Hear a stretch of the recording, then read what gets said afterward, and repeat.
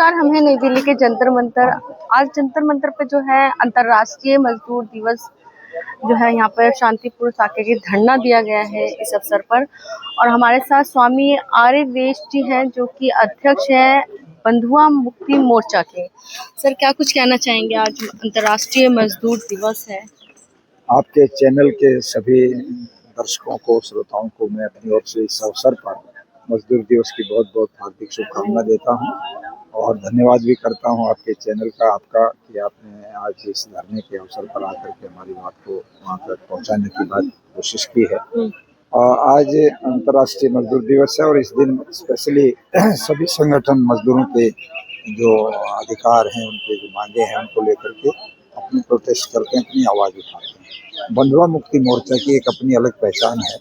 ये संगठन असंगठित मजदूरों और बंधुआ मजदूरों की बात करता है। संगठित मजदूरों के लिए बहुत बड़ी बड़ी ट्रेड यूनियंस बनी हुई हैं, दूसरे संगठन बने हैं, पॉलिटिकल पार्टीज की यूनिट हैं, किंतु असंगठित मजदूर और बंधुआ मजदूरों का कोई संगठन नहीं है। वो बेजुबान लोग हैं, उनकी आवाज़ ये संगठन उठाता है। और स्वामी अग्निवेश जी इस संगठन को जिन्होंने खड़ा किया था, वो अपने आप में एक बहुत बड़ी उनकी पहचान थी।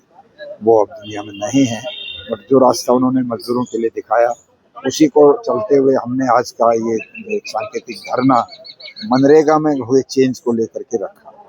मनरेगा में प्राय ये देखने को मिला कि जो असंगठित मजदूर था उसी को लाभ होता था। गाँव में जिनका कोई संगठन नहीं होता तो गांव के जो पंचायतें हैं उनसे काम करवा लेती हैं और उनको भी थोड़ा बहुत उसके बारे में मेहनताना दे देती हैं। तो मनरेगा की स्कीम थी, तो सरकार ने उसको बड़ा वो बना करके ऐसे दिखाया जैसे कि बहुत बड़ा कुछ चेंज ला दिया। 100 दिन के बदले 125 दिन की गारंटी दे दी रोजगार की।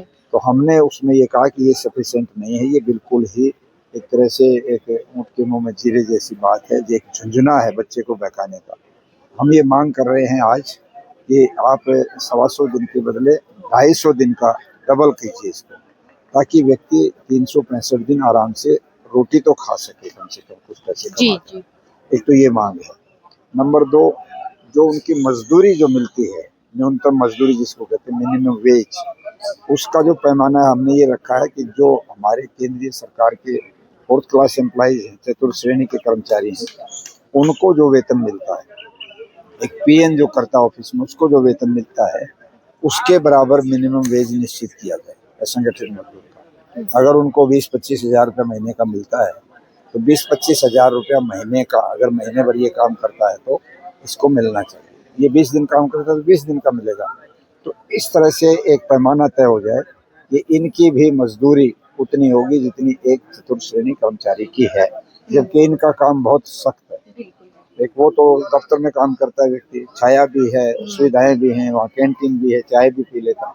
ये तो बिल्कुल पत्थर खदानों में, ईंट भट्ठों में, और कितना दूर दूर तक ऐसे इलाकों में। महिलाओं के लिए तो और भी ज्यादा दिक्कत होती है, उनको शौचालय की, फिर इनके बच्चों की पढ़ाई की कोई व्यवस्था नहीं होती, स्कूल नहीं होते।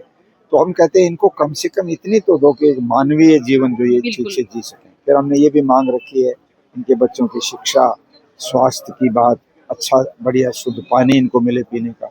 छोटे छोटे जो उनमें पड़ा हुआ पानी जो है ये लोग लेते हैं, उसी से रोटी बनाते हैं, उसी को पी भी लेते हैं। मैंने देखा मजदूरों के इलाकों में जहाँ ये पत्थर खदान के इलाके हैं उनमें तो वहाँ पीने तक के पानी की व्यवस्था नहीं होती। तो ये सब गवर्नमेंट को करनी चाहिए, ये इनका मौलिक अधिकार है। इन बातों को उठाने के लिए ये धरना। अगर नहीं आपकी सुनवाई होती तो आगे क्या कोई आगे तो प्रोग्राम तो इसमें यही हुआ करता है कि प्रजातंत्र है, आवाज ही सबसे बड़ी चीज है जो सरकार के कानों तक जानी चाहिए। आज और भी संगठन थे हमारे इसमें नहीं, और संगठन नहीं, हमारे संगठन के ही जो प्रतिनिधि आए थे दूर दूर से, छत्तीसगढ़ के लोग थे, मध्य प्रदेश के थे, राजस्थान के थे, यहीं फरीदाबाद इस इलाके के थे, यूपी के थे। तो वो सब जो लीडर थे हमारे इसके, वो सब आए और एक टोकन ये धरना दिया था, मेमोरेंडम हमने दे दिया गवर्नमेंट को।